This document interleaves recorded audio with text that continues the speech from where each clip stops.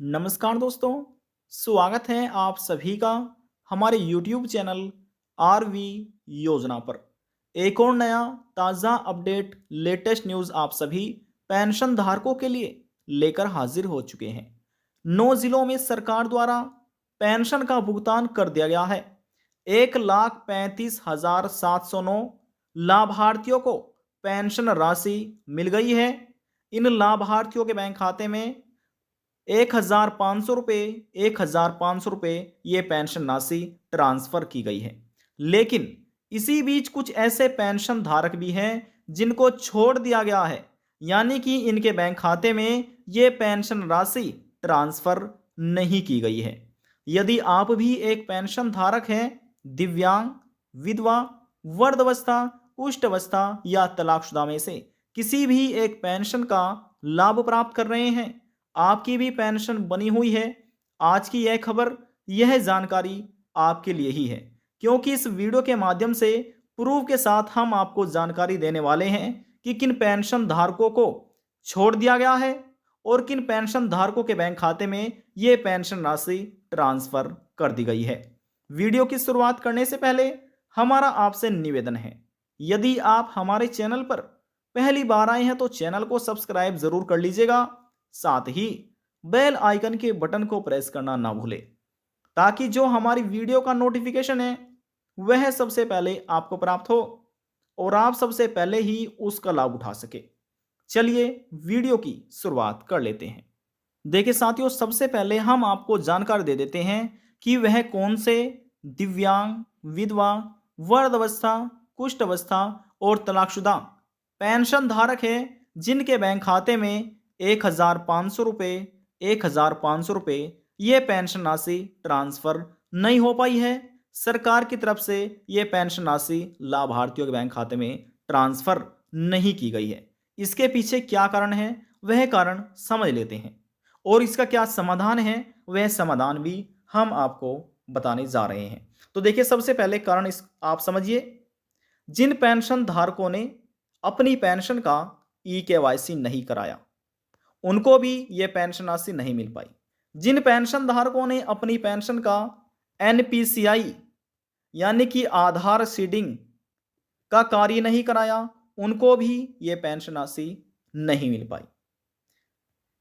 तीसरा कारण समझिए, देखिए तीसरा कारण पेंशन का, जिस किसी पेंशन धारक के पेंशन एप्लीकेशन फॉर्म में कहीं ना कहीं किसी न किसी प्रकार की कोई गलतियां है, जैसे कि नाम में स्पेलिंग्स में मात्राओं में गलती हो, आपकी डेट ऑफ बर्थ में गलती हो, आपकी जन्म तिथि या आपके एड्रेस में गलती हो, या आपके आवेदन फॉर्म में यानी कि बैंक जो डिटेल होती है बैंक विवरण में कोई गलतियां हो, तो ये एक बड़े कारण है जिसकी वजह से पेंशन की लाभार्थियों की पेंशन को रोक लिया जाता है।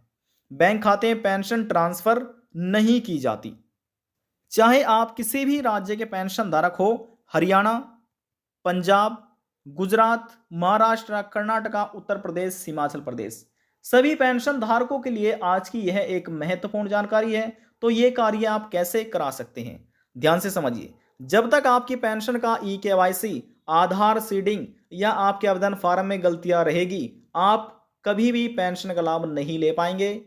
आपकी जो रुकी पेंशन है वह भी आपको नहीं दी जाएगी।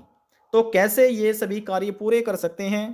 देखिए, सभी राज्य में पेंशन के जो कार्य हैं वे अलग अलग तरीके से कंप्लीट किए जाते हैं, लेकिन कार्य वही हैं। अब जैसे हम बात कर लेते हैं, यदि हम उत्तर प्रदेश की बात करें तो उत्तर प्रदेश में यदि कोई व्यक्ति दिव्यांग, विधवा, वृद्धावस्था या कुष्ठ अवस्था अपनी पेंशन का ई-केवाईसी कराना चाहता है तो वह उत्तर प्रदेश के पेंशन पोर्टल पर जाकर ऑनलाइन अपने मोबाइल फोन से यदि उसको आता है, या फिर नज़दीकी सीएससी सेंटर पर जाकर आधार कार्ड प्लस अपने लिंक मोबाइल नंबर, जो आधार कार्ड में मोबाइल नंबर लिंक है, इन दोनों डॉक्यूमेंट के माध्यम से ही पेंशन का ई-केवाईसी कंप्लीट कर सकता है।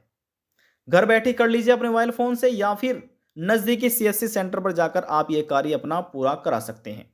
दूसरा तरीका यह भी है कि जो आपके यानी कि जो आपका जिला समाज कल्याण है या आपका प्रखंड है, वहां पर अधिकारी बैठे होते हैं, उनसे भी जाकर ये कार्य आप करा सकते हैं, या फिर उनसे पूछ सकते हैं कि कहां पर यह कार्य होगा, लेकिन यह कार्य कराना अनिवार्य है।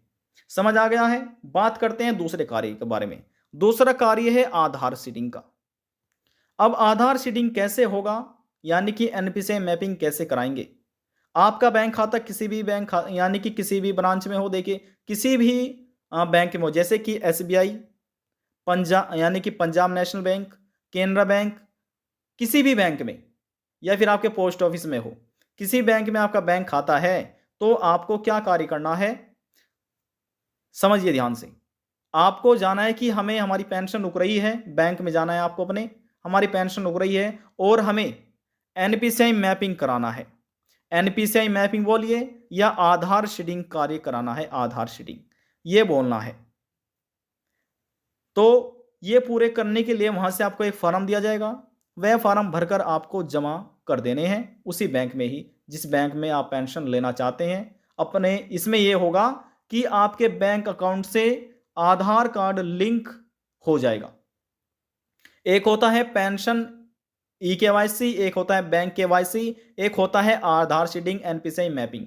तो आपको आधार सीडिंग एनपीसीआई मैपिंग कराना है, ई केवाईसी तो आपको कराना ही है। तो ये कैसे करा सकते हैं हमने आपको बता दिया, फॉर्म भरकर आपको जमा करना है। उस फॉर्म में आपकी बैंक की डिटेल मांगी जाएगी, आधार कार्ड की डिटेल मांगी जाएगी, साइन कर सकते हैं या अंगूठा लगा सकते हैं, जो कार्य आपको करना है वे करके आपको साइन करके आपको जमा कर देना है। सभी डिटेल आपको अच्छे से भरनी है। यदि भरना नहीं आता तो बैंक अधिकारी से बोल दीजिए, वे फॉर्म आपका भर देंगे। भरने के बाद आपको जमा कर देना है। 48 घंटों के अंदर ही आपका एनपीसीआई मैपिंग हो जाएगा। आप फिर घर बैठे यूआईडीआई के पोर्टल पर जाकर ऑनलाइन आपका आधार सीडिंग कंप्लीट है या फिर अधूरा है, यानी कि एक्टिव हो गया है या इनएक्टिव हो गया है, जिसका जिसका लिंक हो चुका है उसका एक्टिव लिखा मिलेगा, और जिसका लिंक नहीं हुआ बैंक अकाउंट उसका इनएक्टिव लिखा मिलेगा। तो ये आप घर बैठे अपने मोबाइल फोन से चेक कर सकते हैं। इसके ऊपर हमने एक वीडियो बनाई गई है, आप हमारी पिछली वीडियो जाकर देख सकते हैं। उसे बताया गया है आपके बैंक अकाउंट से आपका एनपीसीआई मैपिंग हुआ या फिर नहीं हुआ, कैसे चेक कर सकते हैं। तो यह वीडियो आप सर्च कीजिएगा, हमारी पिछली वीडियो देखिए, उसमें आपको मालूम हो जाएगा कि कैसे आप इस चीज को देख सकते हैं। और देखिए जिन पेंशन धारकों का ई केवाईसी भी कंप्लीट है, बैंक केवाईसी भी कंप्लीट है, फिर भी पेंशन नहीं आ रही, तो ऐसी स्थिति में उनके आवेदन फॉर्म में गलतियां हैं। तो जिला समाज कल्याण अपने प्रखंड में जाकर ये कार्य आप ठीक कराइए, तो आपकी जो रुकी पेंशन है वह आना प्रारंभ हो जाएगी।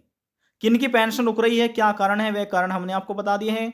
क्या समाधान है, समाधान भी हमने आपको बता दिया है। किन डॉक्यूमेंट की आपको आवश्यकता होगी, वह डॉक्यूमेंट भी हमने आपको बता दिए हैं। अब देखिए बात करते हैं कि 9 जिले वह कौन कौन से हैं जिनमें पेंशन को ट्रांसफर कर दिया गया है। जिलों के नाम भी आपको बताएंगे, किस तारीख में ट्रांसफर की गई है वह तारीख भी हम आपको बता देते हैं।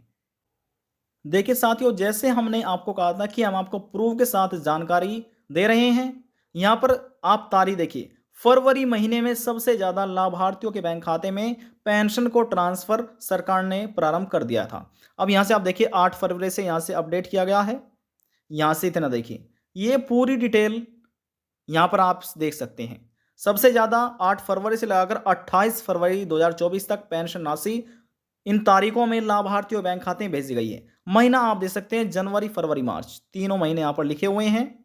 2023-24 के अंतर्गत वर्ष यहां पर आप देख सकते हैं। यहां पर लाभार्थियों की संख्या है, यहां पर कैटेगरी है डिसेबिलिटी, विडो, ओल्ड एज।